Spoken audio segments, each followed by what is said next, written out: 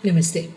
పిల్లలకి ఎప్పుడైనా emotional problems ఉన్నప్పుడు, యాంగ్జైటీ ప్రాబ్లమ్స్ ఉన్నప్పుడు, కొంచెం డిప్రెస్డ్‌గా ఉన్నప్పుడు, లేకపోతే వాళ్ళకి ఈ ఏదైనా ఇంకా ఇతరోతర ఇష్యూస్ ఏమన్నా వచ్చి కొంచెం డిప్రెషన్‌కి గురవుతున్నారు అనిపిస్తే, చంద్రుడిని ఎలా బ్యాలెన్స్ చేసుకోవాలో చెప్తానండి. అది ఖచ్చితంగా చేసుకుంటే వీళ్ళల్లో మార్పు మీకు చాలా చక్కగా కనపడుతుంది. ఈ సాయంత్రం పూట మోస్ట్‌లీ ఎస్పెషల్లీ ఆఫ్టర్ సన్‌సెట్ దగ్గరలో ఉందనంగానే అక్కడి నుండి రాత్రి ఇంకా మర్నాడు ఉదయం సన్‌రైజ్ అయ్యే వరకు కూడా పాలు కానీ, పాల పదార్థాలు కానీ ఏమీ సేవించకండి. Milk products, milk shakes, ice creams, మిల్క్‌తో చేసిన కూరలు, పనీర్ కూరలు ఇలాంటివేమీ వద్దు. వేడి చేసేస్తుంది అని గనక అనిపిస్తే గనక ఈ కర్డ్ అండ్ బటర్ మిల్క్ రాత్రిపూట అలవాటు ఉన్న వాళ్ళందరూ కూడా మధ్యాహ్నం పూట తీసుకోవచ్చు.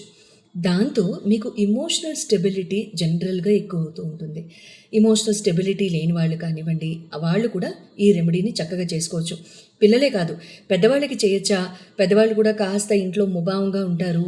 ఎవరైనా అంటే కొంచెం అంటే బాగా చిరాకుగా ఉండడం కానివ్వండి, తిట్టడాలు కానివ్వండి, లేకపోతే కాస్త ఇంకా చేతివాటం కానివ్వండి, రకరకాల అలవాట్లు ఉంటాయి కదా కొంతమందికి.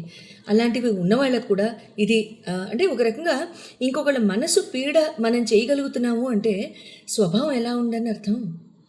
అంతే కదా! సో, అలాంటి వాళ్ళందరూ కూడా చక్కగా ఈ రెమెడీ పాటించొచ్చు. శుభం భూయాత్.